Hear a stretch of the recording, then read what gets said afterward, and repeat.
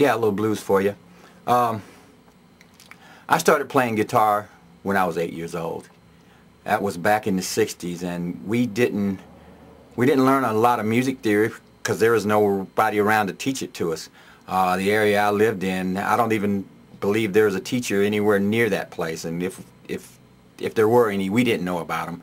So when we got our guitars, we just kind of doodled around, felt around on the instruments until we could figure out what to play, and we just kind of, okay, I'll try this note, and I'll try this note, and I'll try this note, and eventually we kept playing until we got the sound we were looking for.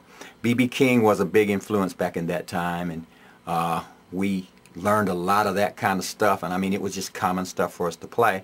So today I'm gonna I got my B.B. King style guitar here today. This is just one of those Lotus lawsuit copies, but it's got a great sound, and it plays well, so I'm going to use it for this video.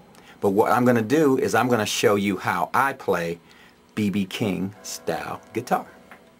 Alright, the first thing we're going to do is establish a place on the fretboard for us to play.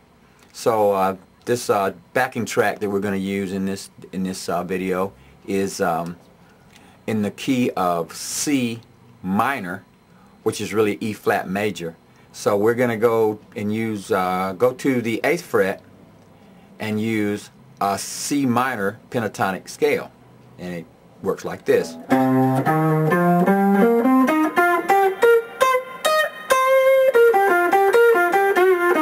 As I said earlier, we didn't know anything about music theory, so basically what we would do is just kind of feel around until we found a note that fit. And so we usually wound up playing the root note of the key that was being played. So it would be C minor, it would be C. Now that high C is at the 13th fret, and then we go back to the 8th fret for C, and then low C.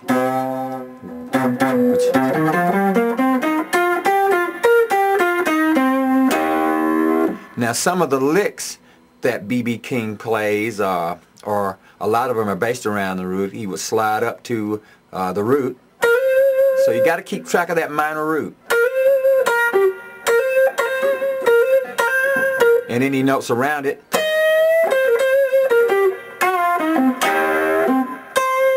Back to that root again, see?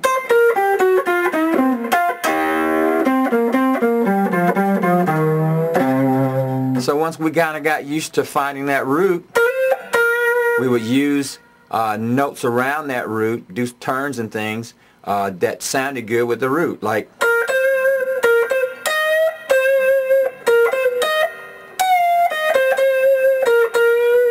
I'm going to stay away from calling out a whole bunch of notes right now, because I want you to kind of listen for the notes. Just kind of doodle around in the scale. The notes used in the scale, of course, are C, E flat, F, G, and B, which is C, E flat, F, G, B, then back to C. Those are the notes in the C minor pentatonic scale. But that's that is not what is important. What is important is how they sound. How they sound when we play them. So learn the scale,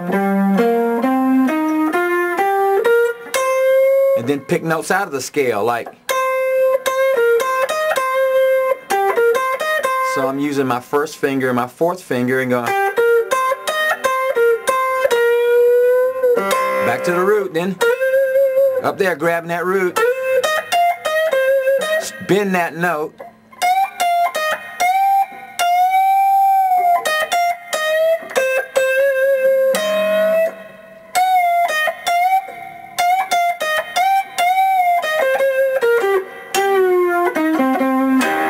notice I'm not playing a lot of fast notes.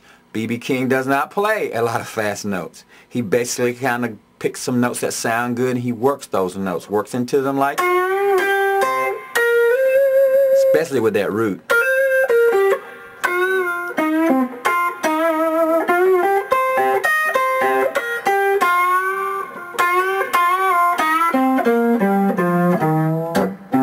We always wound up back at the minor root. That's C. I want to stay in one area of the guitar, so we don't want to move around the guitar a whole lot. We just want to stay generally in the pentatonic area between the 8th fret and the 13th fret. Just kind of keep it within here and just kind of play around with this. If you move around too much, kind of you start losing the feel. So you want to stay around the general area of the 8th fret up to the 13th fret and just kind of keep the notes in there and get real, try to get real control of those notes.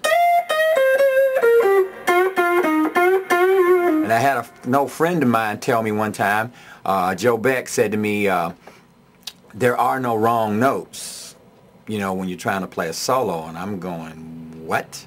No wrong notes? Come on, Joe, you got to be kidding me. There's got to be wrong notes.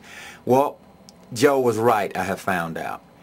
As time has gone on, I've learned that you can put any note into a phrase in a key if you know how to place those notes correctly, and you can make those notes sound good. What's the whole key to this is just trying to get a good sound out of it. So I'm going to do some chromatic notes.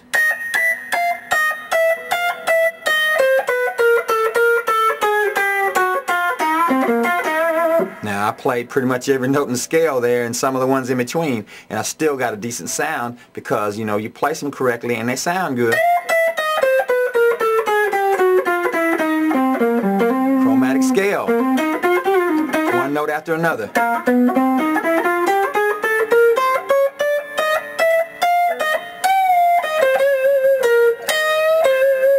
Now I'm going to play a track and play along with it and show you how some of this is used in the tracks or with the music.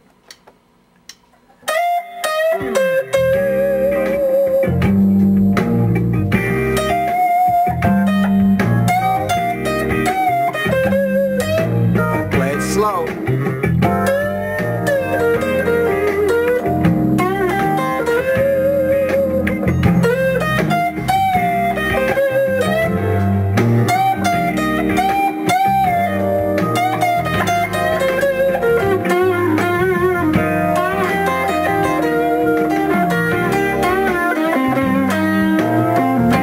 I'm not really concerned with the rhythm too much. I'm trying to get a nice feel and get some nice tones in there.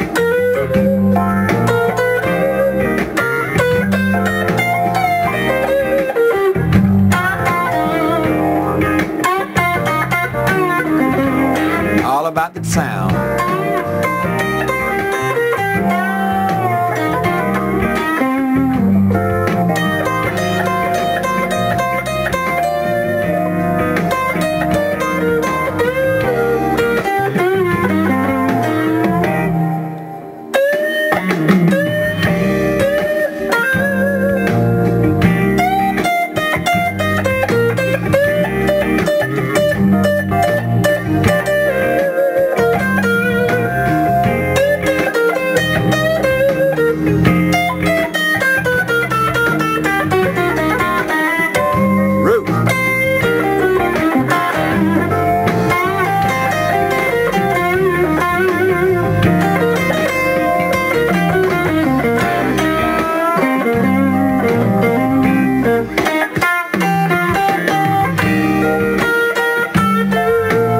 Scale.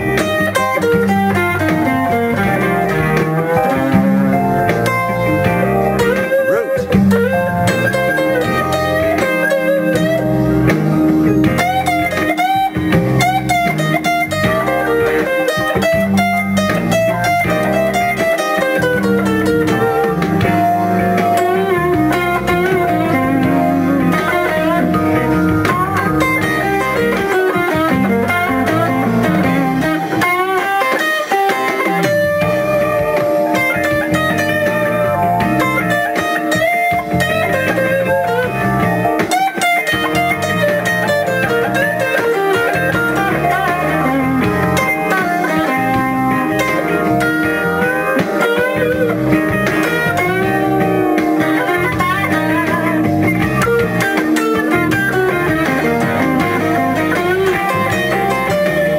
Put a little speed in there.